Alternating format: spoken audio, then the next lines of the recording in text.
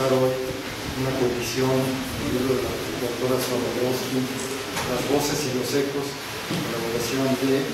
coedición de la Universidad Nacional Autónoma de México, a través de la Facultad de Ciencias Políticas y Sociales y la empresa Sistemas Técnicos de Edición.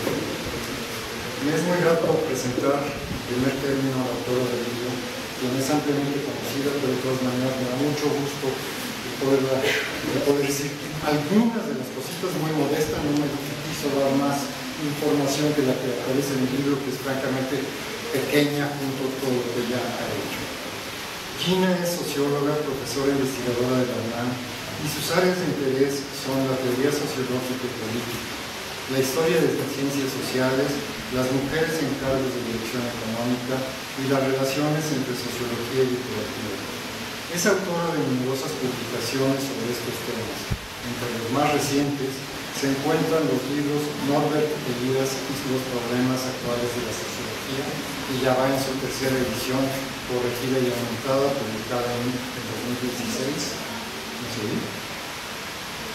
No entiendo, es el título del nombre. No entiendo a las mujeres, cuentos y relatos, publicado en el 2014, y empresarias y ejecutivas en México del 2013. Tiene además también Modernidad y Globalización en el 2010 e Intelectuales y Burocracia del 2009. Debo decir además, para gran orgullo de los que la conocemos, supongo que para ella también, que es miembro de la Junta de Gobierno de nuestra universidad.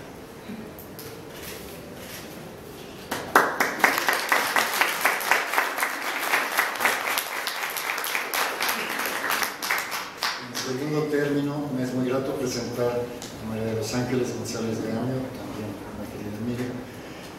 María de los Ángeles es licenciada en Derecho por la Universidad Nacional Autónoma de México. Fue secretaria general del Consejo de la Crónica de la Ciudad de México de 1997 al 2007 y actualmente es la cronista del Centro Histórico de nuestra ciudad desde el 97. Algunas de sus publicaciones son La Ciudad que me habita, editada por Miguel Ángel Porrúa; Manuel Gamio, Una lucha sin final, una tercera edición corregida y aumentada, publicada por la UNAM; 1554 México 2012, editada por Joaquín Ortiz y coescrita con Eduardo Matos y Vicente Quirarte; Josefa y su independencia, de la editorial Miguel Ángel Porrúa; Corazón de Piedra, Crónicas Gozosas de nuestra ciudad, editorial Miguel Ángel Porrúa. Como periodista en prensa y televisión ha hecho en TV UNAM serie Tesoros y Secretos del Barrio Universitario, y en Canal 11 la serie Crónicas y Relatos de México. Tiene además un programa radiofónico titulado Un acercamiento al patrimonio. Es una producción del INA, del Instituto Nacional de Antropología e Historia. Como dramaturga ha hecho una obra de teatro, Josefa y su independencia, y tiene los siguientes reconocimientos, entre otros: Premio Nacional de Periodismo 2013 por la serie Tesoros y Secretos del Barrio Universitario, de producción de TV UNAM; el Jesús Galindo y Villa en 1998 y la presea Miguel Otón de Mendizábal 1999, que otorga el Instituto Nacional de Antropología e Historia. Un aplauso para nuestra.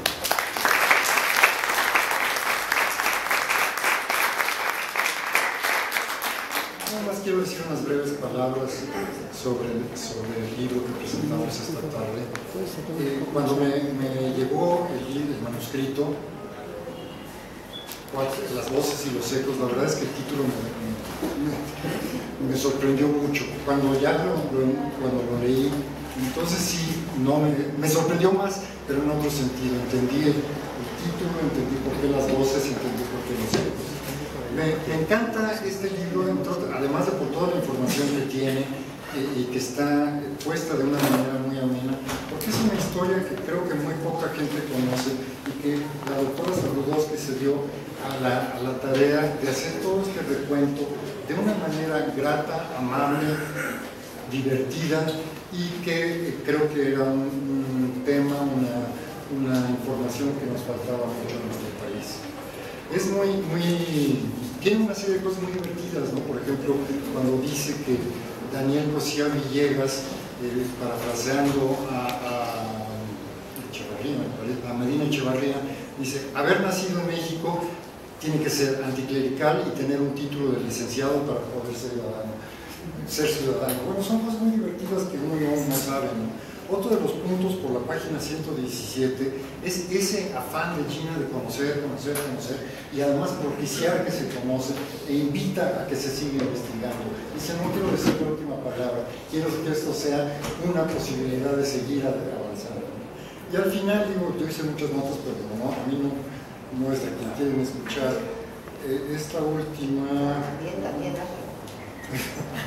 No, la verdad es que la coda es muy divertida y tiene toda una serie de detalles que pues nos dan mucha imagen del carácter de Gina, de su seriedad como investigadora, de su gentileza como persona y además de ese sentido del humor tan fantástico que tiene. Y ahora la doctora Zabludovsky, primero Ángeles, perdón. Muy bien, sí.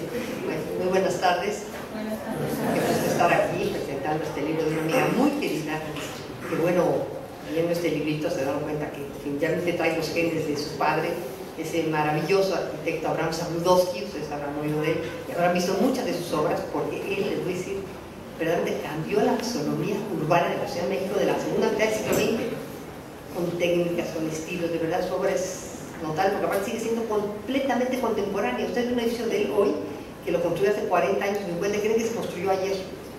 Y aparte era un ser humano encantador, maravilloso. Bueno, este librito, fíjense nada más, pocas veces me ha costado tanto trabajo preparar una presentación como esta. Claro, porque Gina me dijo: es un librito, ay, sí, qué mono. Yo lo vi: ay, qué lindo, y el título delicioso, las rosas y los ecos.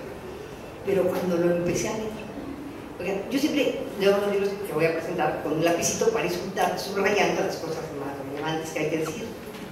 Y de repente me di cuenta que estaba subrayando todo. Dije: o sea, todo el libro, porque no hay una línea de desperdicio. Llega con esa inocencia de poner este título tan poético, pero no llega, fíjense nada más, a conocer a los pensadores, digamos, los pioneros de lo que podemos llamar la sociología en los pensadores, pero nos lleva hasta Gabino Barrera. Gabino Barrera, muy notable, cuya escultura, por cierto, está en San Ildefonso. Ustedes lo verán ahí, es el que está en el patio de San Ildefonso, porque fue el fundador. Bueno, ese hombre, ahí me ven enterando, que cortinita de que él fue un maestro, químico, y estudió Derecho, muy multidisciplinario, como se llama en esa época, pero fue becado, estuvo en París, y allá asistió a los cursos de Comte, que fue el creador del positivismo, una teoría del pensamiento social importantísima, que marcó toda una época en el mundo. Bueno, este joven maestro se fascina con estas ideas de Augusto Comte, y cuando acaba su beca y todo, regresa a México con los 6 volúmenes de la obra de Comte. Y él va a hacer una reelaboración de estas ideas de Augusto Comte y las va a aplicar mucho a esta idea que había surgido con la ley de reforma del anticlericalismo, ¿no? de la educación laica y todo eso. Entonces regresa y le propone a Benito Juárez, que la creación de la Escuela Nacional Preparatoria, institución fundamental. Les digo una cosa: en la Escuela Nacional Preparatoria se formaron prácticamente todos los hombres y las mujeres que lograron llegar, que eran muy pocas, porque recordemos que en esa época se veía fatal, lograron llegar, que formaron el México moderno. Pero entonces Chinita, como decía yo, en cada una de estas, ay, así les digo de cariñito, van a decir Chinita, porque esta es mi vecina, y luego le están viendo su mamá y a su papá. Entonces para mí, eso es así, digo Chinita. La doctora Zabludovsky, en este sesudo trabajo, les digo una cosa, nos llevan, como les digo, desde que es este hombre, forma la Escuela de Preparatoria. Entonces Gina nos va platicando de esas ideas, cómo las van a ir asumiendo, ¿no? Todos estos jóvenes estudiantes. Pero nos empieza a dar unos nombres impresionantes, porque ustedes, don Justo Sierra, por ejemplo, fue discípulo de ahí de la preparatoria de Gabino Barrera. Y él va a hacer, también todos van un poquito reelaborando esa idea, pero son los pioneros de la sociología, los que primeramente van a hacer los estudios sociales en México, ¿no? Importantísimos. Y bueno, nos va a contar, por ejemplo, ¿no? Cómo estas ideas también me llegan en Gran Justo Sierra a la fundación de la Universidad Nacional en 1910.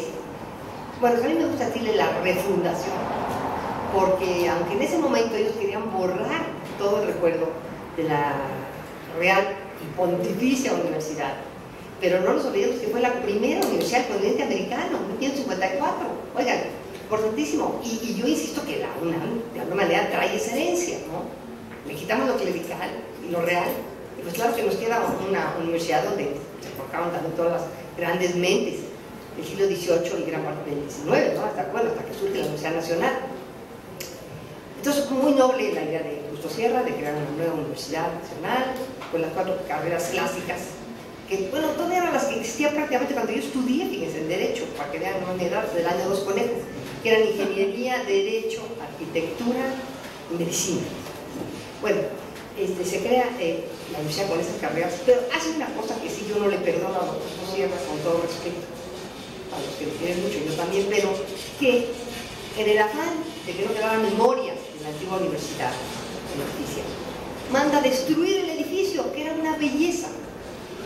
Fíjense, se encontraba precisamente en donde ahora se encuentra el edificio de la Suprema Corte de Justicia, esa terrible mole que está en lo que era la Plaza del Volador, en un ladito del Zócalo. Bueno, ahí estaba la universidad. Y tenemos muchas litografías de cómo era una preciosidad. Ustedes seguramente la han visto porque durante un buen tiempo estuvo allí en el centro la escultura del caballito, porque pues, después de la independencia no querían la imagen de un monarca en el Zócalo, ¿verdad? Que estaba en el Zócalo originalmente. Entonces la iban a destruir, pero don Lucas Salamán convenció, ¿no?, que no la destruyeran porque que era una pieza de arte, que se viera como pieza de arte. Y realmente tuvo toda la razón, porque ya nadie se acuerda quién es el burro que está encima, ¿verdad? Carlos IV, todo el mundo lo conoce como el caballito, ¿no?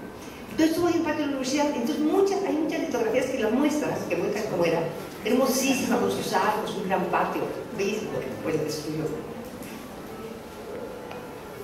Bueno, pero ahí en la preparatoria, como decía, se forjaron todos los más importantes. Entonces nos habla Gina de el grupo este pueblo de los científicos, ustedes habrán oído de ellos, no quedan de la pandilla de Porfirio Díaz, pero muchos de ellos son muy brillantes, ¿no? Y que tenían entonces directamente, se llamaban a los científicos porque ya tenían esta formación, ¿no?, académica, con este enfoque sociológico ya, ¿no?, que era lo, digamos, lo moderno en ese momento, ¿no?, la visión de cómo analizar la historia, la identidad, todos esos aspectos ya desde el punto de vista de la sociología, ¿no?, con un enfoque de las ciencias sociales. Y aparte, como decía yo, haciendo de lado ya toda la influencia esta clerical, esta mentalidad, ¿no?, del catolicismo. Bueno, después James nos lleva por todo esto y nos va a platicar de, pero bueno, digo, nos va a hablar de todas estas generaciones. Después también ahí estuvieron, fíjense, los famosos contemporáneos, ustedes se acordarán, Nado Reyes, Vasconcelos, iban teniendo sus pugnitas, porque fíjense, cada uno iba reelaborando su teoría, entonces agarraron como pugna con el anterior, con el maestro. Todos esos chismillos históricos buenísimos nos los platica Gina aquí. No, es un libro de verdad que no se pueden perder, ¿eh? Bueno, entonces después, luego dice también, bueno, nos habla después de don Andrés Molina Enríquez. Él fue sumamente importante, don Andrés, porque va a elaborar todas estas teorías de positivismo y eso, pero él va ya a enfocarlo mucho al estudio a entender a los grupos indígenas en México. Y va también él va a empezar a manejar la idea, la importancia del mestizaje como una idea, ¿no?, para lograr una nación unificada, y la propiedad de la tierra. Y fíjense, aquí otro chismito histórico, nos cuenta Gina que Andrés Molina Enríquez trabajaba en la notaría de su padre, y por esa razón él se dio cuenta de los despojos que hacían los grandes latifundistas, de las propiedades de los grupos indígenas, ¿no?, que pues, no tenían los papeles o eran tipo códices, ¿no?, con sus pictografías, y les volaban la tierra. Entonces eso limitaba mucho a Molina Enríquez, y por eso él va a sacar todas estas teorías que va a plasmar en un libro que fue muy, muy, muy importante, que no sé cómo se llama, porque ese libro hay que releerlo, porque yo siento que el pensamiento, aparte de que marcó toda la mentalidad, digamos, del México por revolucionario, también tiene cosas que yo creo que sigue siendo muy vigentes. La única cosa que sí le dio, pero terrible al pobre Andrés Molina Enríquez, era que era absolutamente misógino. Eso sí, opinaba también de las mujeres que éramos verdaderamente como seres inferiores, que no podíamos andar aquí en estas cosas porque pues, no teníamos la capacidad para nada. Entonces don Andrés, como les decía, tuvo una gran influencia. Y después habla Gina de un personaje que, bueno, ya se imaginan ustedes, me va a emocionar muchísimo hablar de él, que va a ser don Manuel Gamio. Manuel Gamio, que ustedes se preguntarán, ¿y qué tiene que ver con usted? Pues era mi abuelo, y yo escribí su biografía. Entonces, y lo conocí, o sea que, imagínense. Entonces, habla de Manuel Gamio, porque Manuel Gamio, él se va a formar, fíjense, va a dar una beca, muy jovencito, cuando está estudiando aquí, en la Escuela de Minería, él entra a estudiar ingeniería en este lugar, por insistencia de su padre, pero a él no le gustaba la carrera de ingeniero, era malísimo para las matemáticas.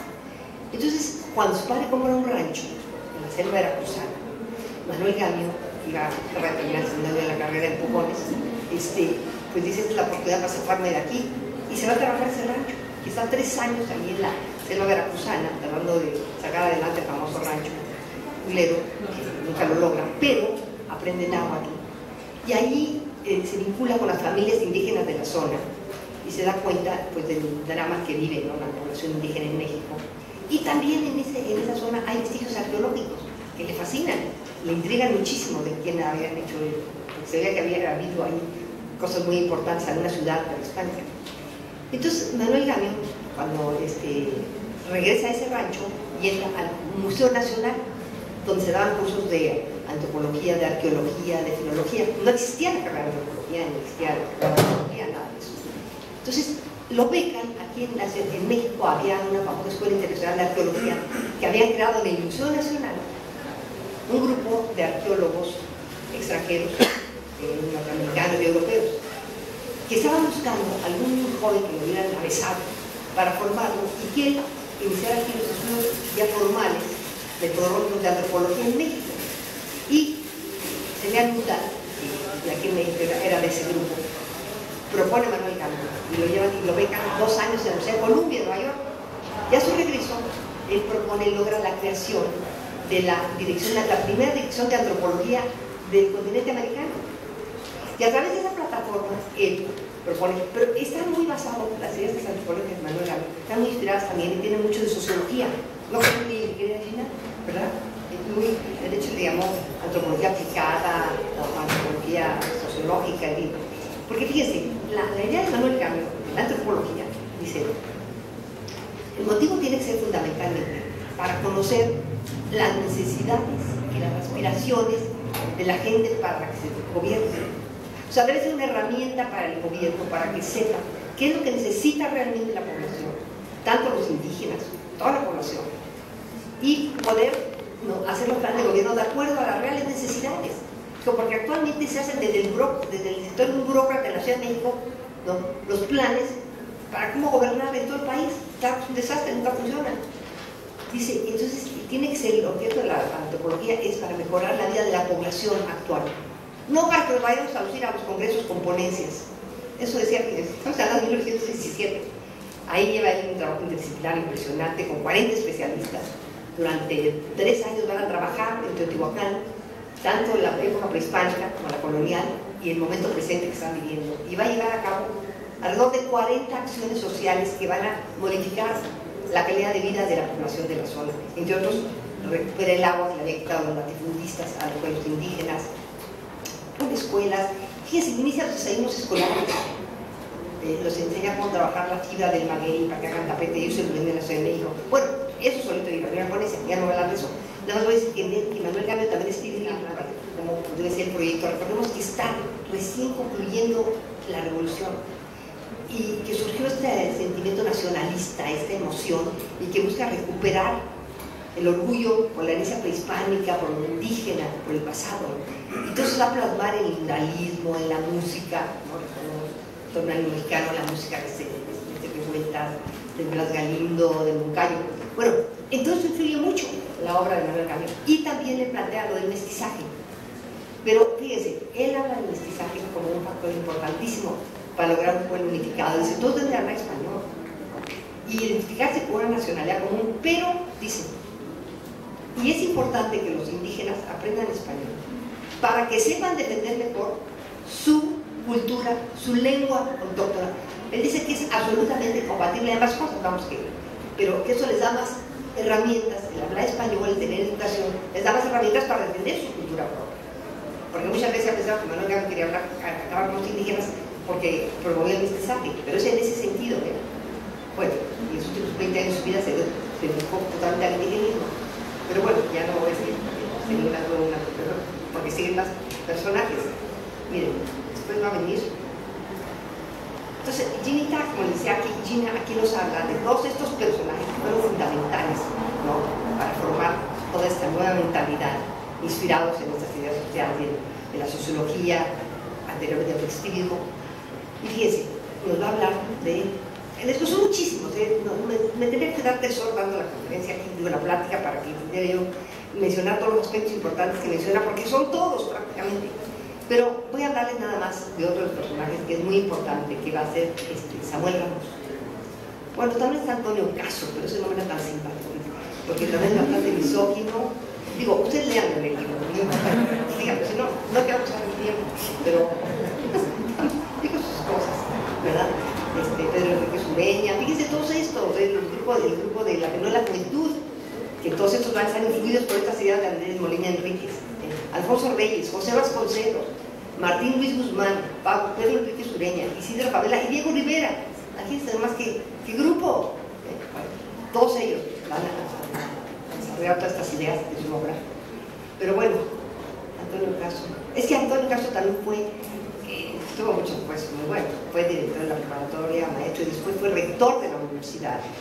Y después se acabó peleando un poco también ya con Barreda y con... Todos estos acaban peleando. Es muy interesante que nos cuenten estos chismillos, ver como uno los veas como un grupo de intelectuales que están en la nube, todo perfecto, no saben que tienen sus celos, sus envidias, y se grillan uno a otro y cambian sus teorías. Eso es buenísimo. Sí. Bueno, este es Samuel Ramos, dice una cosa. Él lidió mucho con esta idea del nuevo nacionalismo que había surgido después de la Revolución. Pero él va ya, digamos, a unir la sociología con la psicología. Y entonces va a sacar esas teorías sobre el mexicano, sobre cómo es el mexicano. Bueno, pues fue el Conchavo. Esa complejo de inferioridad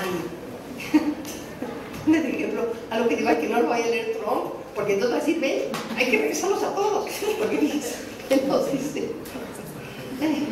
las veces lo que dicen, nomás de este señor ¿dónde está lo que me dice? Espérenme tantito, lo tengo aquí. Habla del pelado, porque dice que el mejor ejemplo de cómo es el mexicano es el pelado. Como se lo digo, Mario Pedazmins, con el pelado, dice. Porque en el pelado, dice, bueno, en el pelado los mecanismos de reacción están exacerbados. Y entonces Ramos recurre a este tipo popular del mexicano para mostrar cómo la protesta viril, el machismo, opera como una reacción al sentimiento de inferioridad. Y dice, a juicio del autor, el pelado constituye la expresión más elemental y dibujada del carácter nacional. Se trata de un individuo que busca la riña como un excitante para recobrar la fe en sí mismo. Como está desprovisto de todo valor real, tiene que suplirlo con uno ficticio y descubre que su tabla de salvación está en una supuesta virilidad. En sus combates verbales, el pelado atribuye al adversario una feminidad imaginaria, para así poder afirmar su propia superioridad. Pero en realidad, este machismo solo es una farsa. El pelado no es un hombre fuerte ni un hombre valiente. Se trata de un camuflaje para despistarse él y todos los que lo tratan. Bueno, sigue desarrollando el pobre pelado al que te lo pone, pero no se crea que queda la cosa, lo dice. Estas características, que son muchísimas gentes agresivas y bueno, todo lo que ¿no? Dice, estas características no son exclusivas de las clases populares. Ramos señala que el burgués mexicano, ahí no tenemos que decir todos, tiene la misma susceptibilidad patriótica y los mismos prejuicios que el hombre del pueblo acerca de su carácter nacional. La diferencia psíquica que separa a la clase alta de la clase inferior de mexicanos radica en que los primeros disimulan de un modo completo sus sentimientos de minusvalía, en tanto el pelado se exhibe con una franqueza cínica. O sea, no nos salvamos nadie. Por eso les digo que si este señor no va a decir, les digo que son puros hombres malos, como dice, bad hombres, y bad mujeres, todos malos. Bueno, estas ideas van a influir en personas como Octavio Paz, que van a relaborar esas ideas de la inferioridad del mexicano, y en Jordan Lasser. Bueno, aquí viene una parte de un señor muy interesante que yo la verdad tengo que usar, conocía muy poco, muy interesante, José Medina Echavarría. Él es un exilado del exilio español, ya ven que fue enriquecedor la presencia de los españoles aquí. Él es sociólogo, igual que Recasén Siches, que fíjense, fue mi maestro en Derecho. Recasén Siches ya estaba viejito. Bueno, no se ve. José Medina Echavarría, que pues tuvo muchos problemas, fue un hombre de verdad muy talentoso, entre otros tradujo a Max Weber, el alemán, en una obra magna de 4 volúmenes, imagínense nada más. Y este hombre estuvo en el colegio, en la Casa de España, que después se volvió el Colegio de México, y también en el Fondo de Cultura Económica. Ambas instituciones promovidas, fundadas por don Daniel Cosío Villegas, quien, aquí nos entregamos de otro chismito, que tenía su celito y su pleito con el pobre Echavarría, y el pobre Echavarría le quitó su cátedra de sociología que había logrado con el Colegio de México. Finalmente se va a ir a Costa Rica, Puerto Rico, no sé dónde el pobre Echavarría, porque Cosío Villegas Murilla le quitó su cátedra. Bueno, ahí está.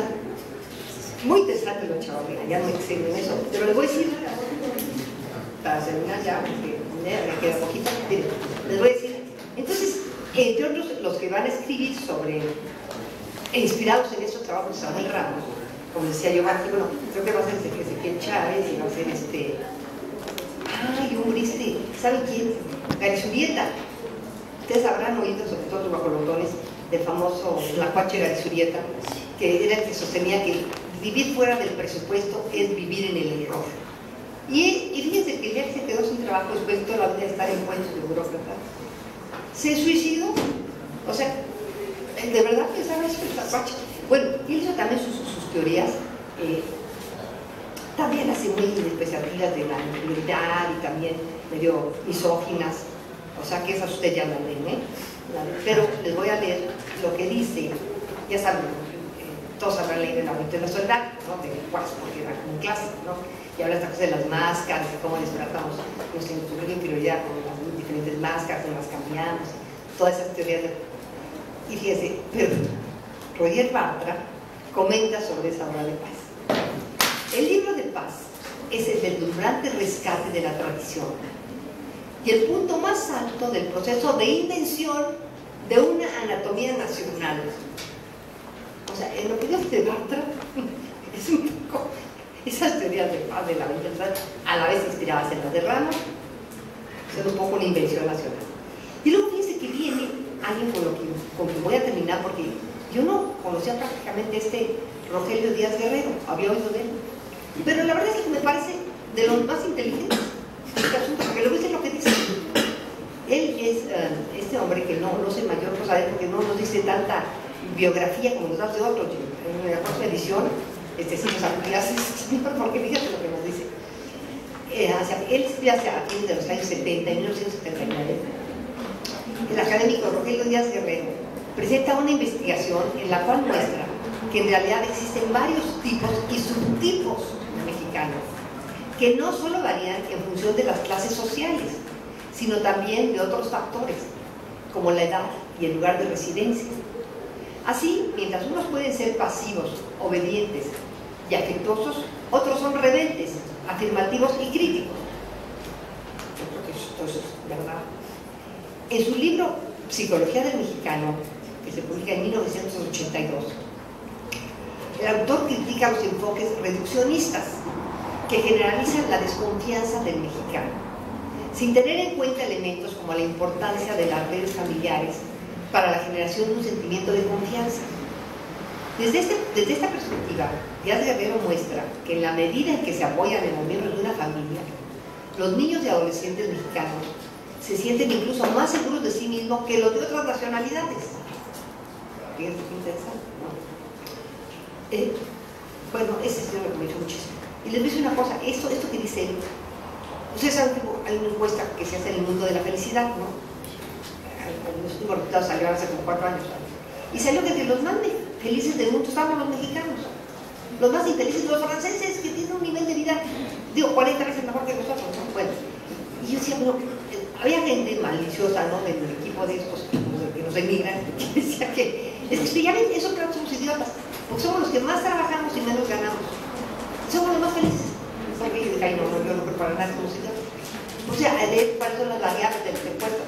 Y resulta que, fíjense, de las cuestiones, de los aspectos que son importantes para la felicidad del ser humano, es el sentimiento de seguridad que da la familia. La estructura familiar es una fuente de felicidad. Y aquí en México es una estructura fuerte. Todavía hasta las clases más pobres, quizás hay una historia más fuerte. Y la comunidad. El tener un sentido de pertenencia con la comunidad. Aquí es fuertísimo, sobre todo en lo que es el campo mexicano. Bueno, aquí mismo, por ejemplo, toda esta red de las mayordomías, los compadrazgos, todo eso crea unas redes, ¿no?, afectivas que dan seguridad al individuo, que son fuente de felicidad. Entonces, dijo, oye, pues ahí estamos como eso, la verdad es que sabemos conservar, hemos conservado esos lazos afectivos fuertes que son fuentes de felicidad. Bueno, pues como les digo, hay muchísimo que tiene ese libro, pero lo más importante es que lo lean porque es como leer 4 tomos enteros de la sociología. Muchas gracias.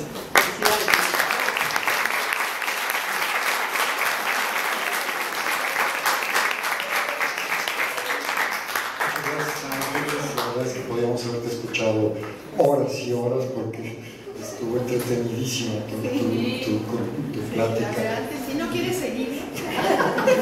Porque lo que ya dije yo ya estoy diciendo. No sé, tú le quieres seguir. Oye, mamá, acá de las anécdotas de los chimitos está bueno, ¿no? Mire, yo siempre he dicho que la historia, porque yo en la universidad de la secundaria odiaba la historia. Porque me hacían aprender fechas y fechas y fechas. Una cosa espantosa, porque yo aparte tuve dislexia de números, entonces me volteaban las fechas siempre. Entonces, claro, esa niña es una burra, es una bestia, ¿no? Entonces odiaba la historia. Pero cuando ya fui adulta, que me di cuenta que la carrera de abogada era lo más, para mí, lo más horrible del mundo, y me empecé a dedicar a la historia, pero ya por pasión, por afición, la historia de mi ciudad. Y fíjense, bueno, escribí la biografía de Manuel Gamio, cuando descubrí que la historia es muy divertida. Porque saben que son chismes del pasado. Entonces, si se ve así, si se platica así, es otra cosa, ¿no? Entonces, bueno, y este librito que yo dije, no, como aquí donde Lina es una doctora, una académica de excelencia, yo dije, esto va a ser un plomazo. Pues no, es de verdad amenísimo de leer e interesantísimo. Y porque nos va salpicando con todas esas informaciones. Es muy bueno ir incluyendo los aspectos humanos, ¿no?, de los personajes, y también esas cosas de cómo tenían las pugnas, cómo se... yo marcaba varias cositas allá, que para que escribir papelitos, porque marqué los mejores chismitos que quiero hacer en la sociedad de leer. Por ejemplo, yo no había oído de Daniel Cosío Villegas, que es un personaje, pero que era, podría ser medio mulita. Yo ahora cuando leí lo que le hizo a este pobre señor Echeverría, que yo no conocía, y fíjense que es muy interesante, para mí nos cuenta la génesis de cómo se crea la Casa de España. Y al mismo tiempo, don Daniel Cosío Villegas, que era economista, eran de las carreras nuevas, para la sociología. No había textos prácticamente en español, ¿no?, para estudiar la economía con los estudiantes. Entonces, todavía se le ocurre por eso la idea de hacer el Fondo de Cultura Económica, por eso se llama Fondo de Cultura Económica, porque la raíz es precisamente hacer libros de economía. Pero poco a poco lo empiezan a ampliar a otras áreas, ¿no? Se empieza a hacer también libros sobre sociología. Y bueno, este señor Echeverría va a ser encargado de algunas de las colecciones más importantes. Se ve que el tipo, mi abuelita, era un cerebrín, porque fíjense además, bueno, traducido del alemán, en la facultad, pero luego él creó y coordinó muchísimas colecciones. Y aquí también conocemos el aporte que nos hicieron estos refugiados españoles, ¿no? Se llaman refugiados españoles, ¿verdad? Del exilio español, que fue de verdad algo importantísimo para nuestro país. Bueno, este señor es de esos, bueno, su papá, ¿verdad? Tú no habías nacido, ya no está aquí. ¿Habías nacido? Un año. O sea, es de raza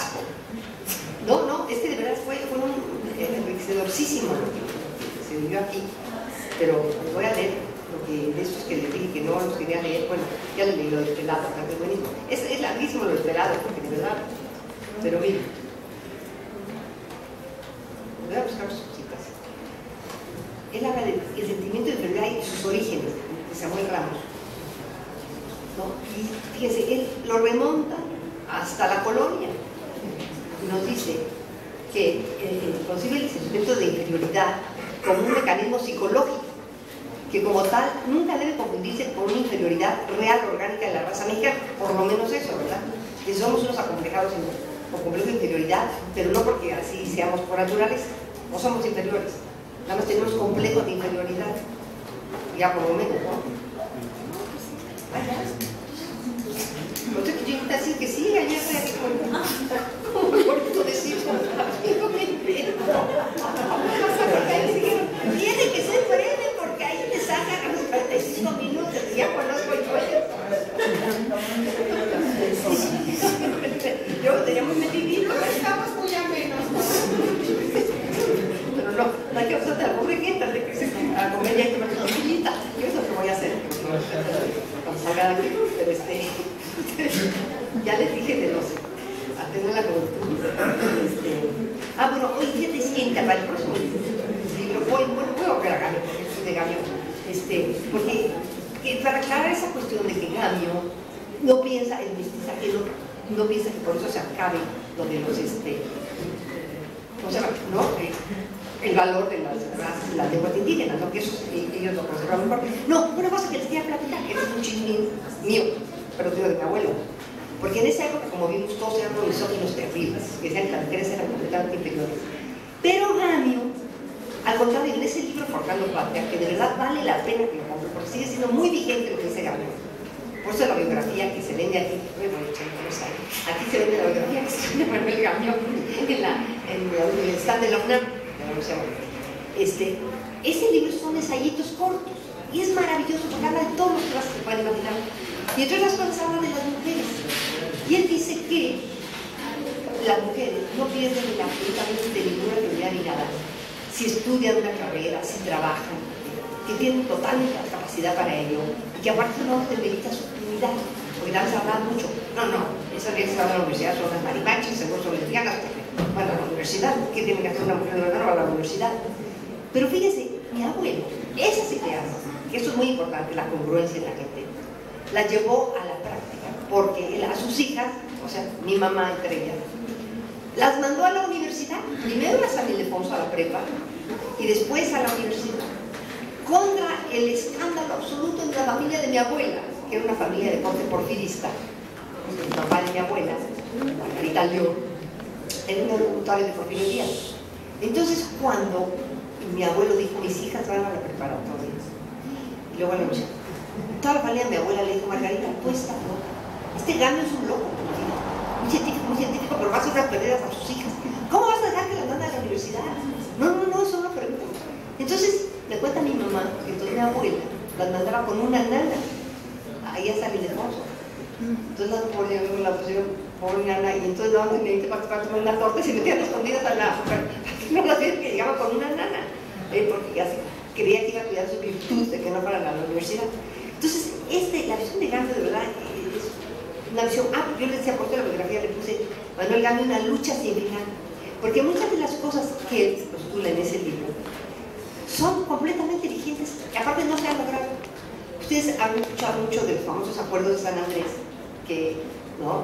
Cuando el levantamiento de Chiapas fue una de las cosas que se habían pactado, que finalmente no se llevaron a cabo, y que entre otras cosas era desde esa época, ¿no?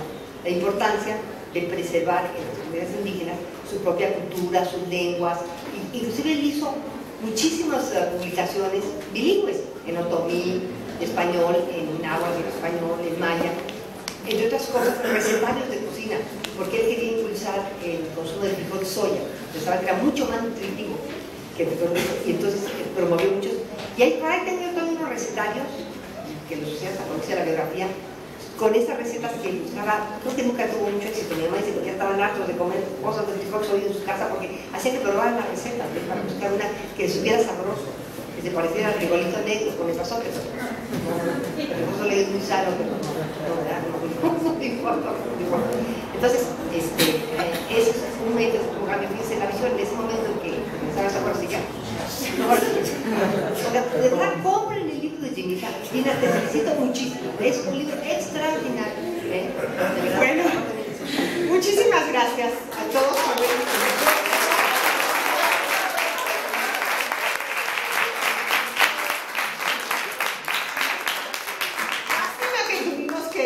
Cortar a Ángeles porque estamos entretenidísimos a ver dónde podemos tener una comentarista que sabe sobre todos los edificios de la ciudad, que sabe de historia de la ciudad, que sabe de historia de México, que además no solo es la nieta de Manuel Gamio, sino escribió sobre él. Entonces, y además se sabe los chistes y acabó con recetas. Entonces, todavía nos podría dar yo creo que la tendríamos que apartar para que nos dieran una conferencia con esta sal y pimienta que tiene, que además de toda la información que da, pues la hace muy entretenida. Entonces, muchas gracias por estar aquí. Bueno, por último, ya que dices eso, miren, me está viniendo aquí abajo en la editorial de Garni Porrúa, 2 libros que tengo de crónicas, que son como paseos de la ciudad. Sí. Y siempre termina por una recomendación gastronómica para comer algo ahí cerca, o un tequilita. Lean sus artículos de la jornada, porque tras toda crónica está el restaurante a donde deben. Entonces, una formación de completa, compren sus libros, vean sus programas en televisión, y si es todo un personaje, me da muchísimo gusto que tuve la suerte de que me acompañara hoy. También le quiero agradecer al editor y le quiero agradecer muy especialmente a María Eugenia Campos, a toda la Facultad de Ciencias Políticas y Sociales, pero a la GAPA que apoyó en este proyecto, y a María Eugenia Campos que sabe lo que sufrimos por los tiempos para sacar esto, ¿no? Teníamos que ejercer el presupuesto una y otra vez de un proyecto que es un proyecto de apoyo a la docencia. Entonces, a mí me da muchísimo gusto que vengan ustedes, o sea, no quiero agraviar a los adultos que están aquí, que también me da mucho gusto que estén conmigo, pero que este auditorio esté lleno de jóvenes, porque realmente es a ellos a los que está dedicado el libro. Entonces, no es un libro que se pretende tanto como un libro de investigación, sino es un libro de apoyo a la docencia, que lo que trata de hacer es presentar, porque muchos han trabajado estos autores, yo los que trato de hacer es presentarlos de una forma más o menos ágil. Me alegra que le haya parecido esto así a la comentarista. Invitar sobre todo a los que los leen a hacer sus propias interpretaciones y actualizarlas, porque el asunto para leer estos son nuestros clásicos, pero para ver a todos los autores, no me voy a meter en lo que son clásicos y lo que no, pero de alguna forma se ha dicho que los clásicos son aquellos que seguimos discutiendo como si fueran nuestros contemporáneos. Entonces, de alguna forma, estos autores clásicos de México y también los clásicos del mundo, como Max Weber y Durkheim, que doy en muchas clases, hay que leerlos profundamente y hay que leerlos acríticamente. Entonces hay que leer a Ramos y ver qué dijo del concepto de inferioridad, y hay que ver qué se dijo después de sus críticas. Díaz Guerrero es un reconocido investigador en psicología social, y hay que verlos siempre como un territorio donde tenemos que leerlos, hacerlos nuestros amigos y luego poner una distancia y leerlos críticamente. Y generalmente las críticas empiezan a surgir desde que ellos publican, ¿no? Porque eso es el conocimiento y eso es lo que tenemos que aprender. O sea, desde que Octavio Paz escribió El laberinto de la soledad, hubo una brillante crítica de José Revueltas que decía que no todos los mexicanos eran así y que había que hacer una mediación en ese sentido. Pero como libro de Paz, o sea, yo creo que la máxima aportación es a lúcida prosa poética que nos atrapa simplemente por el estilo, y que eso como pocos lo pueden hacer. Pero entonces todos los autores, desde Octavio Paz hasta, en fin, todos los tenemos que leer críticamente. Entonces por eso titulé al libro Las voces y los ecos.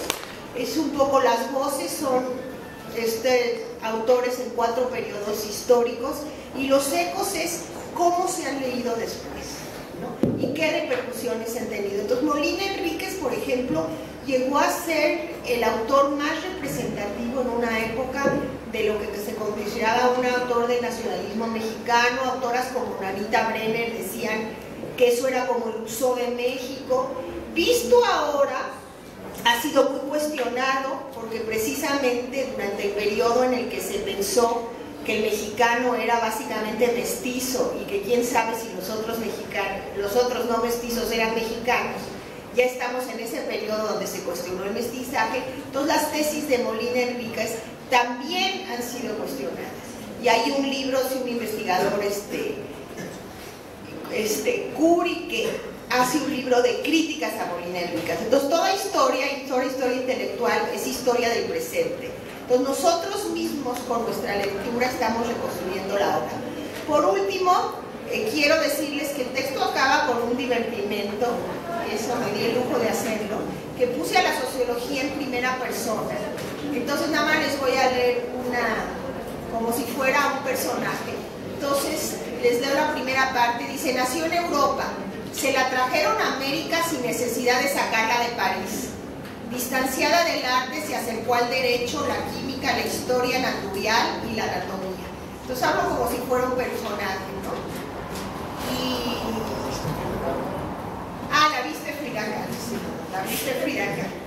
En determinado momento digo que ya no podría, que el positivismo no podría ser ya que la sociología ya no podría ser pues lo que se leyó como una teoría universal o una teoría mexicana, simplemente no solo por unas múltiples cuestiones de los autores intelectuales, sino por los vestidos de Frida Kahlo. O sea, en un momento dado, si Frida Kahlo está acentuando la mexicanidad y la forma de vestirse, pues ya no podemos aferrarnos a una sociología venida de París que propone modelos universales y la moda francesa que rigió durante el porfiriato. Bueno, entonces son algunas cosas del libro. Tendría muchísimas comentarios a todo lo que dijo Ángeles, pero yo creo que a ver si nos las capturamos una próxima vez. Y bueno, los invito a comprar el libro, los invito a que el libro tendrá será un éxito en la medida que los invite a leer a estos autores y que los invite a hacerlos críticamente y aproximarlos a su cultura y cuestionarlos y hacerlos suyos. Muchas gracias.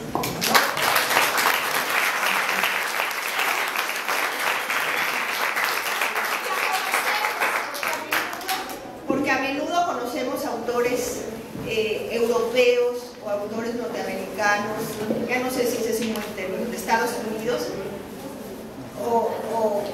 ¿sí? Y no conocemos nuestras propias autores.